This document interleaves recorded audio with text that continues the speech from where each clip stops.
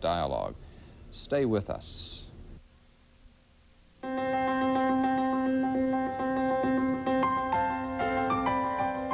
This is Austin Faith Dialogue, a public affairs program discussing the important crossroad of religion in life, produced by Austin Metropolitan Ministries in cooperation with KTBC TV. Austin Faith Dialogue highlights the interaction of the religious community with the social and cultural issues throughout our area. Now, today's edition of Austin Faith Dialogue.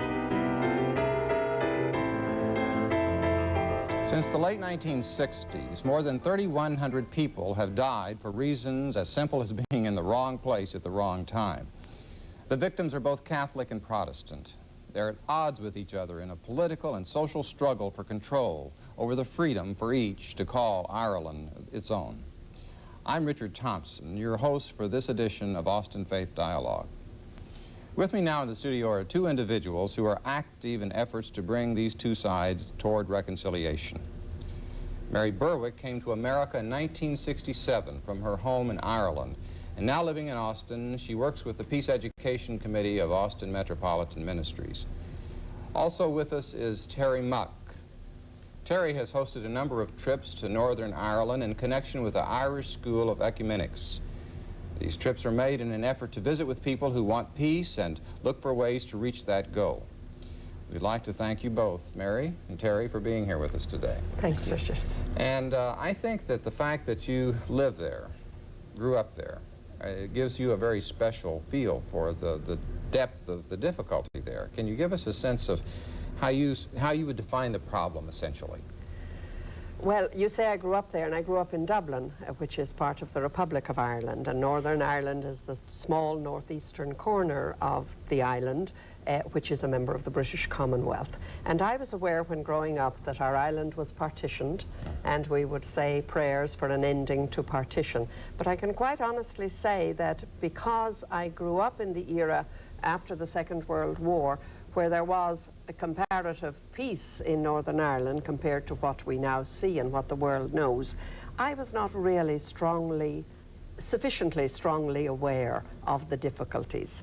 They really came to the fore, and I came to learn about them much more when the present difficulties began in 1969, and I was already in this country. So my interest has been in now being in touch with people in Belfast and in Northern Ireland who are engaged in peace activities, and I have heard some of the people speaking and read some of their books, so that now I am more keenly aware of the really strong division, the fact that there are two societies as there are not in the Republic. Okay, now what happened in 1969 to account for that conflict? Well, in the late 60s, there started in Northern Ireland a civil rights movement, which was modelled on the civil rights movement, the non-violent movement, here in this country of Dr. Martin Luther King. And the idea was that the Catholic minority in Northern Ireland had been and were discriminated against in jobs and housing, employment, in the fact of not being able to gain elected office, and were second-class citizens in their own country. And so the civil rights movement started. That became then, in 1969, there was an outbreak of violence where the security forces or the police fired on a peaceful protest, and immediately it escalated as if a tinderbox had been set alight. And the Irish Republican Army, as we know, the IRA, which is illegal, was illegal both in the Republic in Northern Ireland, was an underground, very small movement, suddenly came to the fore because also the Protestants, the Ulster Defence Forces, had armed themselves. In other words, on both sides, the gun took precedence over rational democratic dialogue, if you like. And all the old bitternesses and all the old legitimate grievances came to the fore.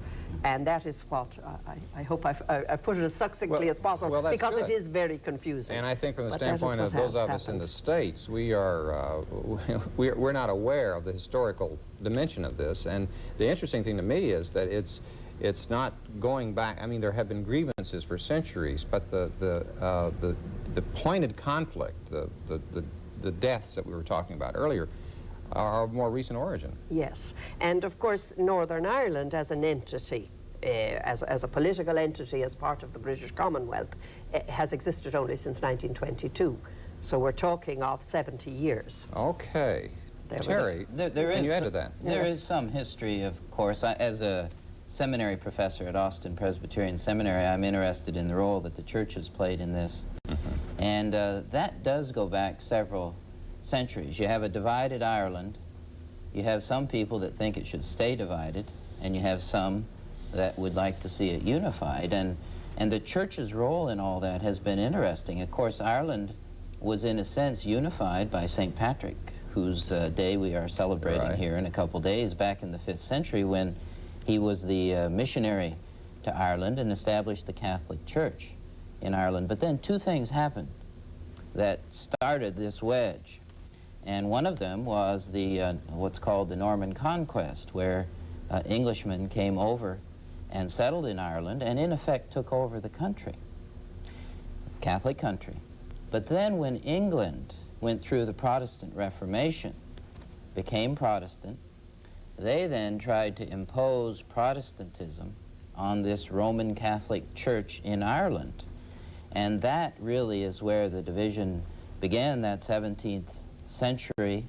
And you then had several centuries, three centuries to be exact, of the British Protestants, the Irish Catholics, struggling, ebbing and flowing for control of the country until, as Mary mentioned, 1920, when Irish Catholics, the Republic of Ireland was formed. You had all these Protestants in the country, and they were located in this one section of Northern Ireland. That became Northern Ireland then. Right. So the church has had a role. And the church has been, at one level, seeking to bring reconciliation, but at another level, with extremists, both in Protestant and Catholic camps, exacerbating the difficulties. I mean, there's been more than one kind of input from the church. Well, there has been. Mary knows the players here, and I'm going to defer to her in a minute, but some people call it a holy war, you know, Catholic versus Protestant. It really isn't a holy war. It's more these two groups of people, the original British Normans and the original Irish people, being identified with churches and sometimes using their church identifications as reason to fight one another. But the church thing isn't the only thing. It's not the crucial factor. I have to admit, never having associated the conflict in Northern Ireland with the civil rights movement in the States. And insofar as it is, then you've got economic, political considerations that are entering into it. Very much so, yes. The unemployment rate is tremendous in Northern Ireland. I mean, it's 17% overall, but in various pockets of the country of Northern Ireland, you know, it can be 40 and 50%. And this is a dreadful, debilitating fact. There are young people growing up who have never seen their father working. You know, it's a generations of unemployment. So the unemployment rate, although it's there, is more severe in the Catholic population than it is in the Protestant population.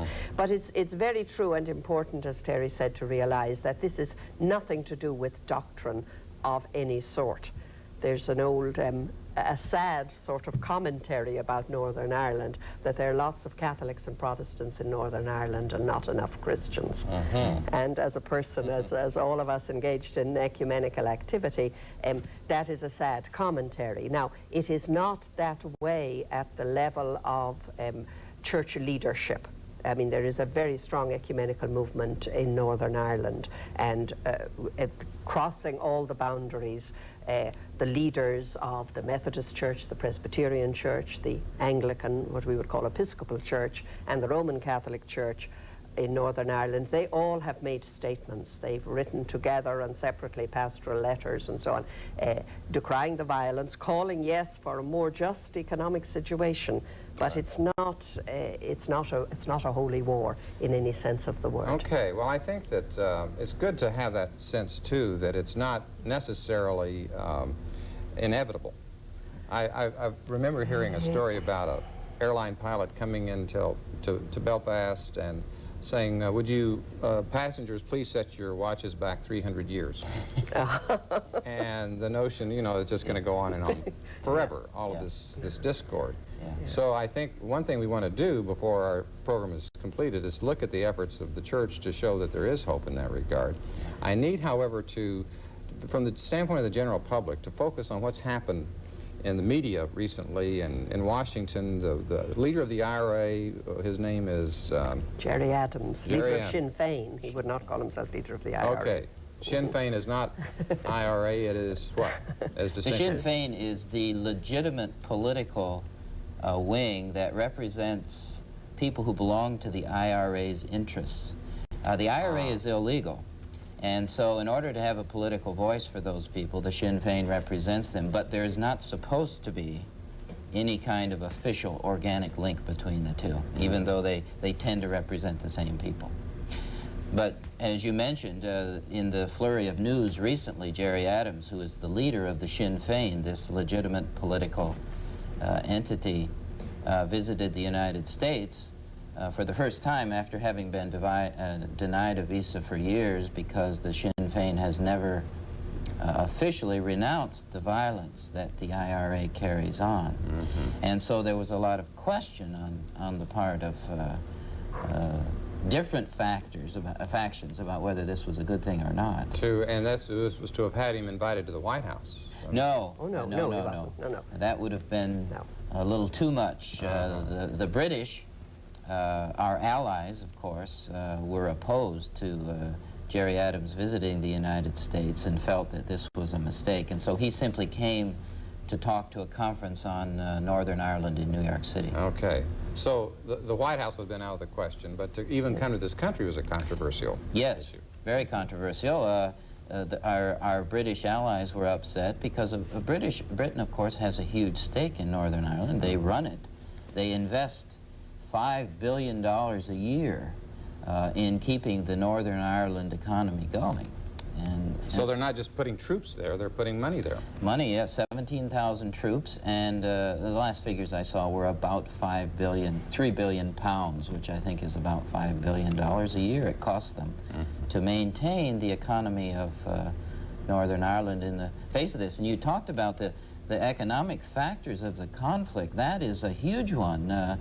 There are a lot of people in Northern Ireland who are just not all that thrilled about the conflict ending, because that would mean, in effect, the end of this huge British subsidy of $5 billion a year, which is in large part the basis of the economy there. Well, what you hear mostly are calls for the British to get out and to leave Ireland to the Irish. Very much. In fact, the British themselves, I think, would like to get out of Northern Ireland. Yes. For the average British citizen, Northern Ireland, or the thought of Northern Ireland, is like a sort of a boil or something on the skin. It's an irritation that they just wish would go away. And an interesting point is that for the Republic, to envision having Northern Ireland suddenly part of its political entity would be a huge economic problem. Northern Ireland is part of the British welfare state and welfare system. There's no way that the Republic would be able to carry the needs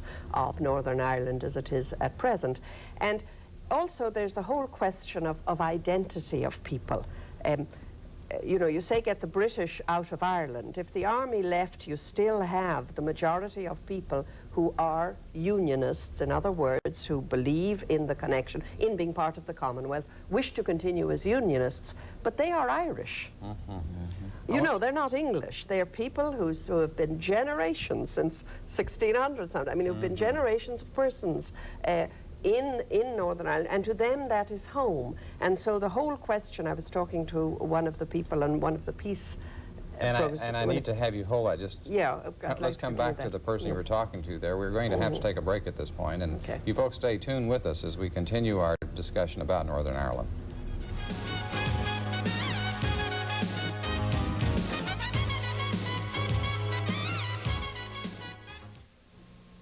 Serving Austin means serving you. That has always been the primary goal of Austin Metropolitan Ministries. We are religion in action through the work of these organizations. Each plays a key role in making the capital city a better place to live, but we can't do it alone. Do you have some spare time, talents, or any resources that you can share? If you do, please call AMM at 472-7627, because serving Austin means serving you.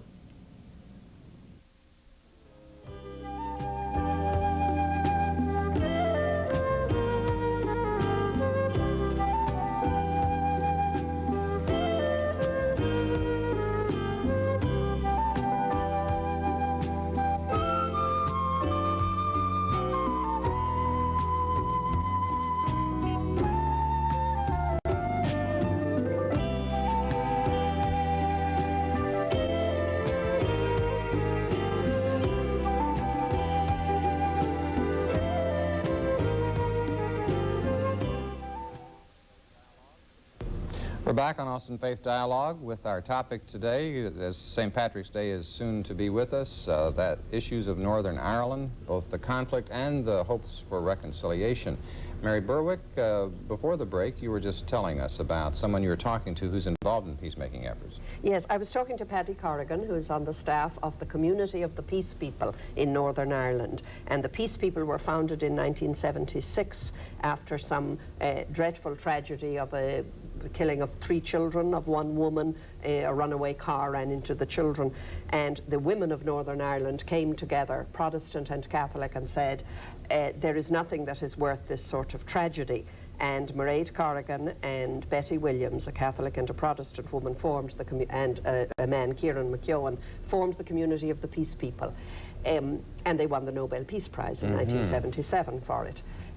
The Peace People are one of their concerns at the moment, and they do all sorts of wonderful work with the youth of the different, in the different areas of the north, in bringing together youth. They have a farm outside Belfast where kids come and have summer camp and play and work together and also discuss their problems.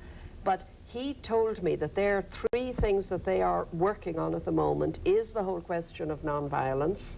You know, is violence ever legitimate, and what about non-violence, the whole thing that all peace communities are talking about justice, because in Northern Ireland the British suspended their usual legal procedures, and there's emergency legislation by which anybody can be taken off the street. But we would say that their human rights are not being allowed. And the third thing is the question of identity, that who are we in Northern Ireland? Are we, you know, Northern Ireland Britons, or are we Northern Ireland Irish, or are we a separate Northern Irish community ourselves? So that whole question of national identity is important. And I think it's also important to have a sense of the Austin perspective on this issue across the seas. And I know Terry is a professor at the seminary. You've taken groups there. Well, that's one of the reasons I go. Mary started talking about these peace groups.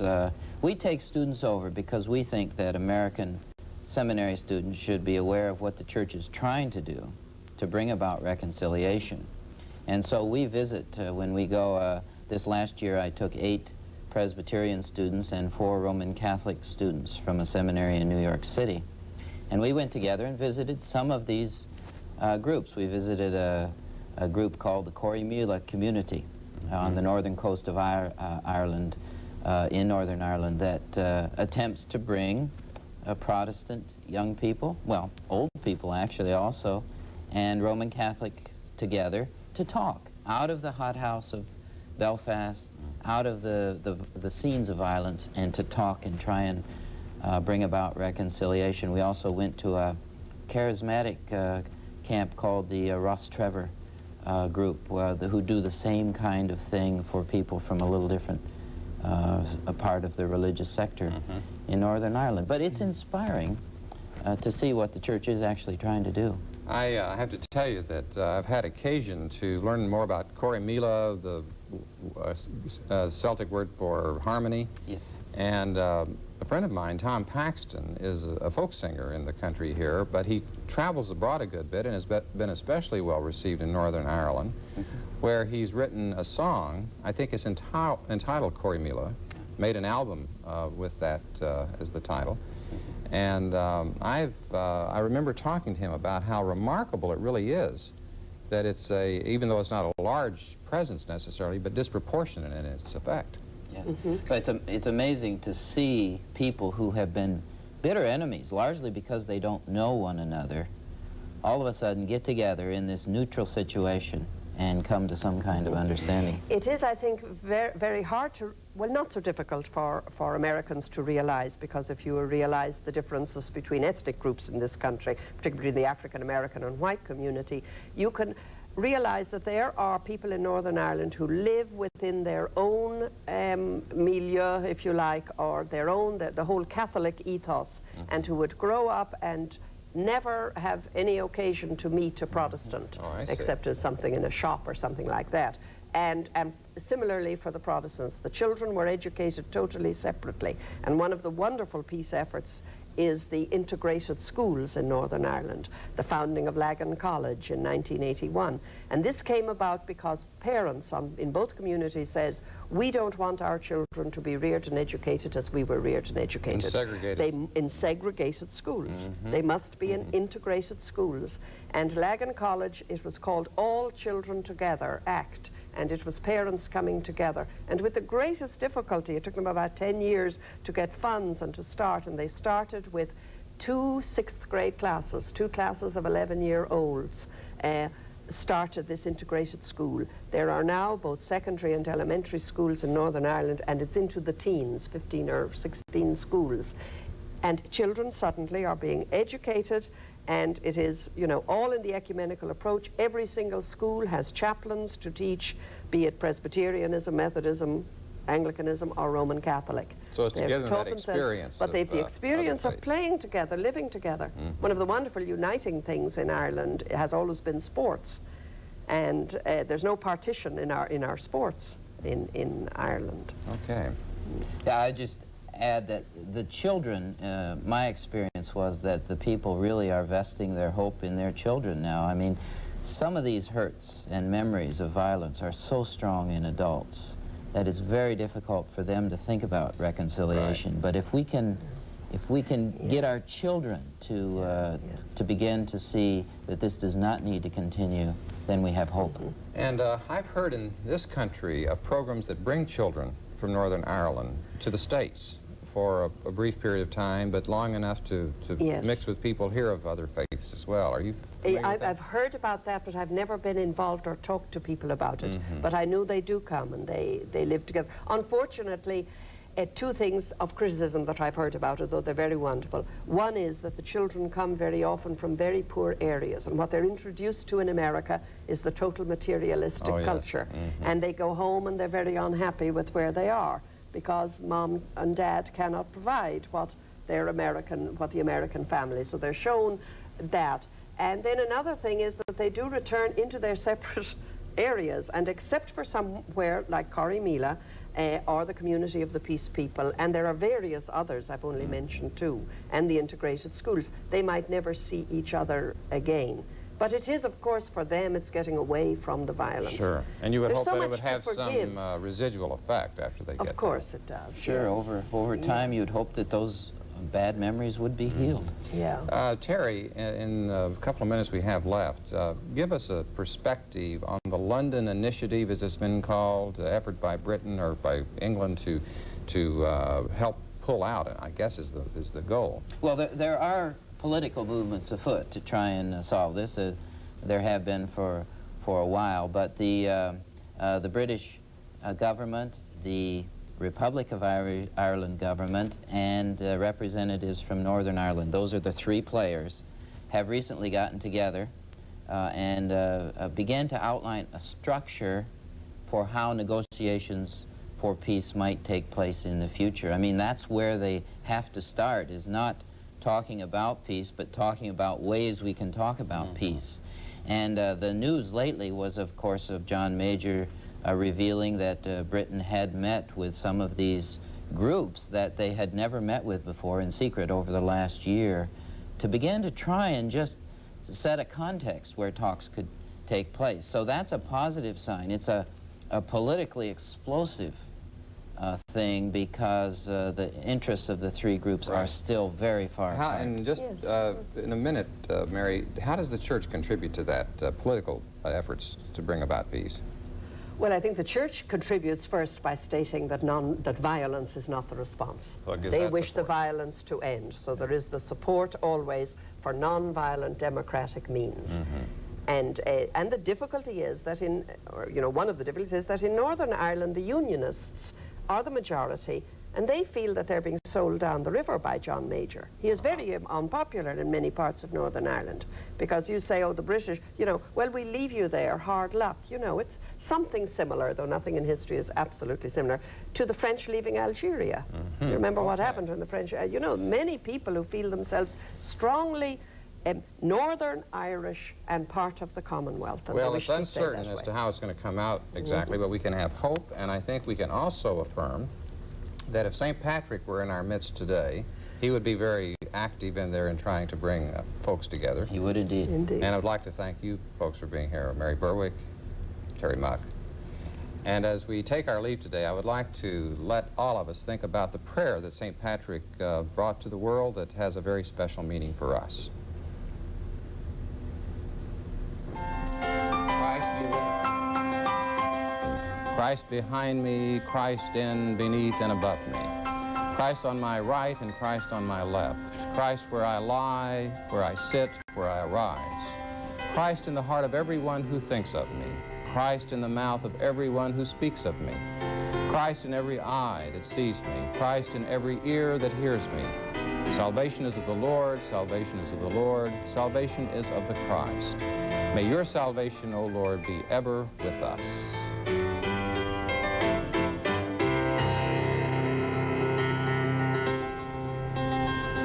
I'm Richard Thompson, wishing you peace. On behalf of Austin Metropolitan Ministries, be with us again next week.